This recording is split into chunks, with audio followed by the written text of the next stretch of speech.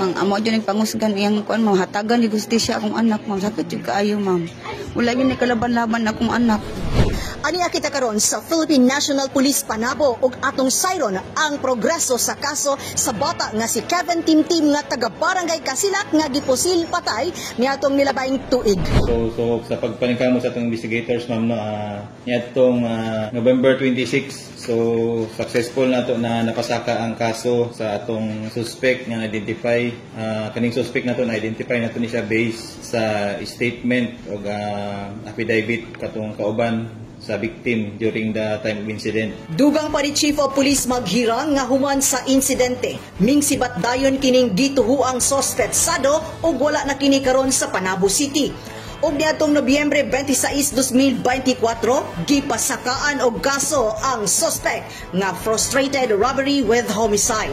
Nya madakpan nato ning suspect nato aron na manubag po siya sa iyang pinuhatan.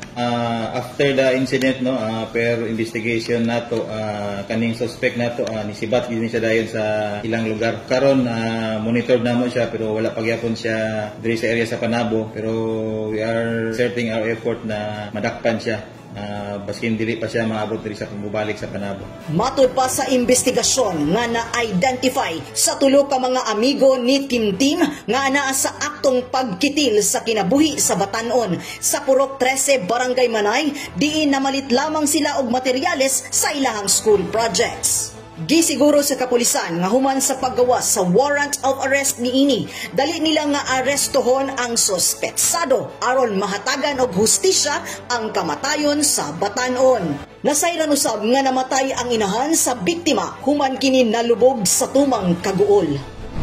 Kauban sa kamera si Louie Panagsagan, kini si Dali Amag nga gikan sa City Information Office Broadcast Services alang sa Frontline News Panabo. Importante, informed.